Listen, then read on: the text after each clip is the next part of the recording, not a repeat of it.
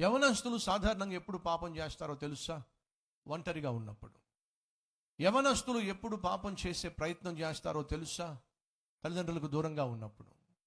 College అని చెప్పి పట్టణానికి వెళ్ళినప్పుడు, ఇతర రాష్ట్రానికి వెళ్ళినప్పుడు, ఇతర దేశానికి వెళ్ళినప్పుడు విచ్చలవిడిగా జీవించే ప్రయత్నం చేస్తారు. యవనస్తులేం కర్మ?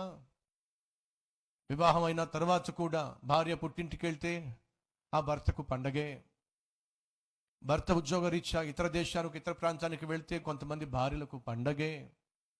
ఉన్నారా మన మధ్య ఈరోజు అలాంటి వాళ్ళు? విచ్చలవిడితనానికి అలవాటు పడిపోయిన వాళ్ళు. భార్యకు దూరంగా ఉన్నా, భర్తకు దూరంగా ఉన్నా, తల్లిదండ్రులకు దూరంగా ఉన్నా, దాన్ని ఆసరాగా తీసుకొని విచ్చలవిడిగా జీవించే వాళ్ళు ఉన్నారా? దయచేసి వినండి, మీరు హెచ్చించబడడం సాధ్యం కాదు. దేవుడు మిమ్మల్ని దీవించడం సాధ్యం కాదు. ప్రతినిత్యము పాపము చేయడానికి పరుగులు తీసేవాళ్ళు పతనమైపోతారే తప్ప పైకి రావడం మాత్రం సాధ్యం కాదు.